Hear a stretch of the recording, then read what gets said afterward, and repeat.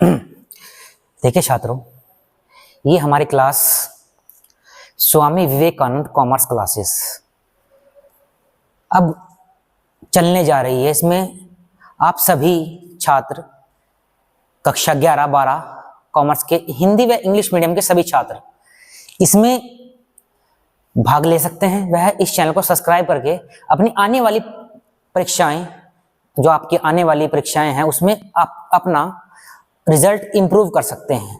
देखिए, हमारा जो बेटा सिलेबस है, ये टॉपिक वाइज टॉपिक, प्रत्येक चैप्टर वाइज चैप्टर आपको चलेगा। इसमें हिंदी और इंग्लिश मीडियम के सभी छात्र भाग ले सकते हैं। तो आज हम अपना ज़्यादा बात ना करते हुए आज अपना पहला टॉपिक शुरू करते हैं। देख बेटा, किसी चीज़ को पढ़ने से पहले उसके बारे में जानना बहुत ही आवश्यक होता है। हम पढ़ाएंगे आपको, पहला जो क्लास है वो है अकाउंटेंसी। अकाउंटेंसी हिंदी में कहते हैं बेटा लेखा शास्त्र। लेखा शास्त्र हिंदी में कहते हैं लेखा शास्त्र। बेटा, सबसे पहले इसके इतिहास को जानते हैं। वैसे तो हमारे देश में एक बहुत बड़े अर्थशास्त्री चाणक्य हुए हैं, जिन्होंने सबसे पहले अर्थशास्त्र नामक एक पुस्तक लिखी थी, जिसमें सभी चीजों का ब्यौरा था। और उसके बाद लेकिन इसका जो जन्म माना जाता है बेटा, जिसका इतिहास माना जाता है, शुरू करते हैं इसका इतिहास। हिस्ट्री शुरू करते हैं बेटा इसकी हिस्ट्री। देखिए छात्रों, सबसे पहले मैं आपको बताता हूं इसका जन्म कब हुआ। इसका जन्म बेटा, लेखा शास्त्र का जो जन्म है वो 15वीं शताब्दी से माना जाता है। लेखा शास्त्र का जन्म कब से माना जाता है बेटा?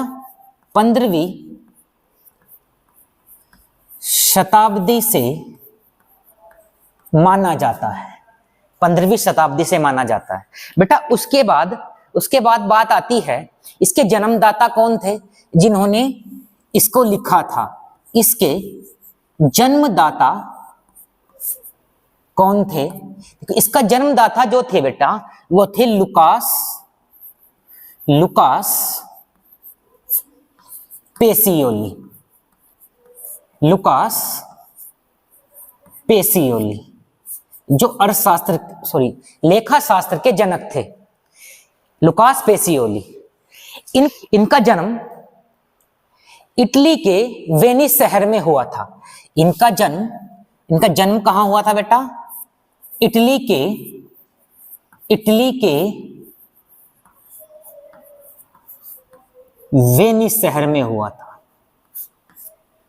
इटली के वेनिस शहर में हुआ था। इन्होंने अपनी सबसे पहली पुस्तक जो लिखी थी 1494 ईस्वी में एक पुस्तक लिखी जिसका नाम था दी कंपसेट स्क्रीचर। इसका नाम था दी कंपसेट स्क्रीचर। द कंपसेट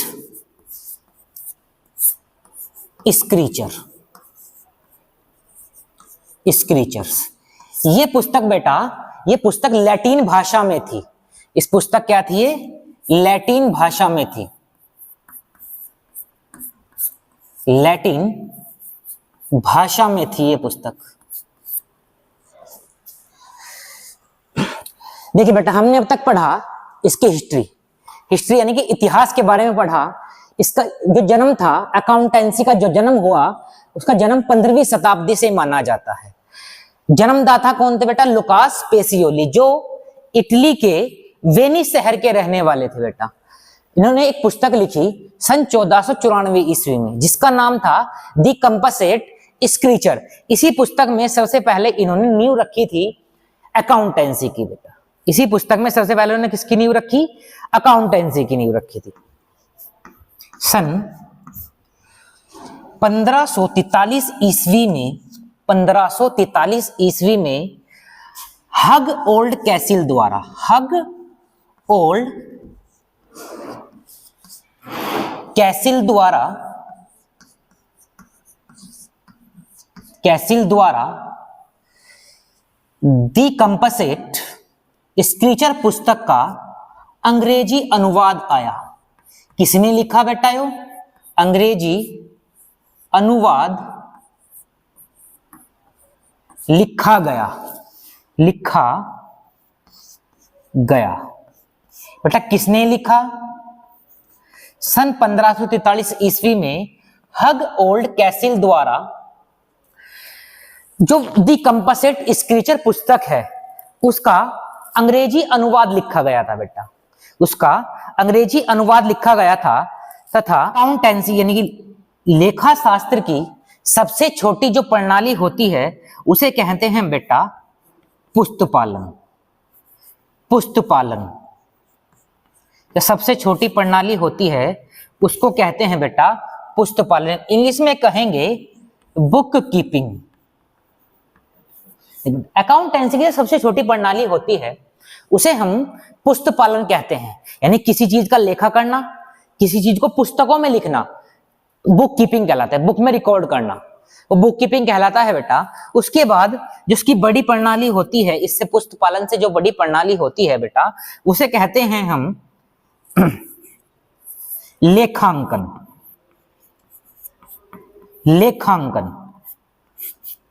लेखांकन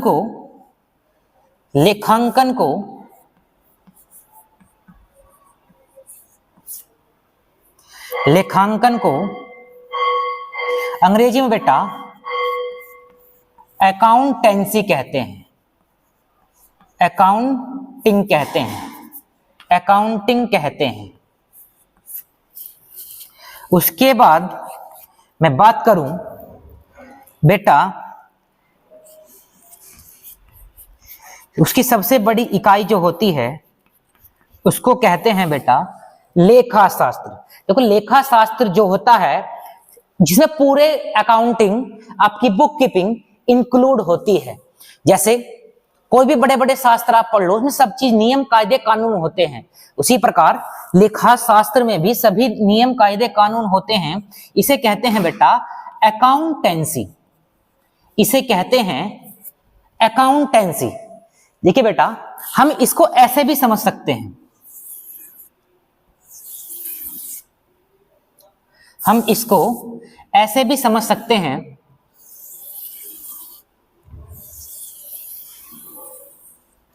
जो ये सबसे छोटा पार्ट होता है इसे कहते हैं बेटा हम बुक कीपिंग।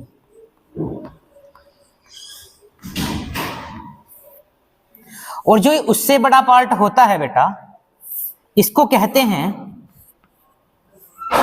Accountancy, accounting.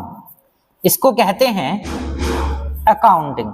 जो सबसे बड़ा वाला पार्ट होता है बेटा इसको कहते हैं अकाउंटेंसी, अकाउंटेंसी।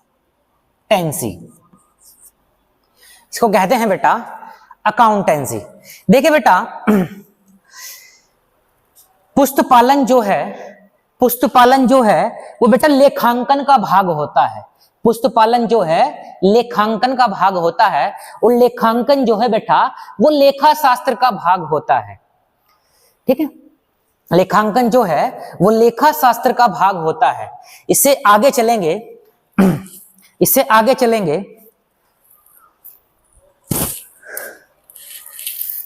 चलिए आगे बात करते हैं लेखा शास्त्र का अर्थ। आगे बात करते हैं बेटा लेखा शास्त्र का अर्थ। देखो बेटा अगर मैं लेखा शास्त्र की बात करूं इंग्लिश में से बोलेंगे बेटा meaning of accountancy, meaning of accountancy. अगर मैं बात करूं बेटा लेखा शास्त्र का अर्थ, लेखा शास्त्र का बेटा जो पहला अर्थ है वो है बेटा सभी प्रकार के लेखे रखने का शास्त्र। सभी प्रकार के लेखे रखने का शास्त्र। दूसरा है बेटा, इसके कुछ नियम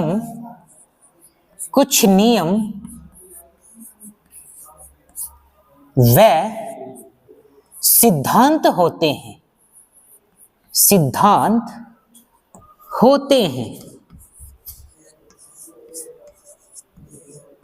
इसके कुछ नियम वह सिद्धांत होते हैं। देखो बेटा, तीसरा है लेखा शास्त्र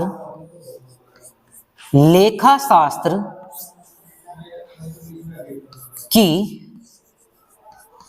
कार्य प्रणाली। लेखा शास्त्र की कार्य प्रणाली लेखांकन पर आधारित होती है। लेखांकन पर आधारित होती है।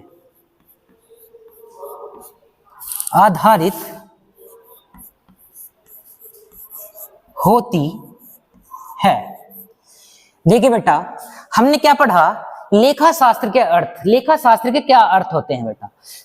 ये है सभी प्रकार के लेखे रखने का शास्त्र। देख बेटा, सभी प्रकार के जितने भी लेखे हैं, जितना भी हमारा हिसाब किताब है, सभी प्रकार के जिसमें लेखे रखे जाते हैं, ये उसका शास्त्र है बेटा।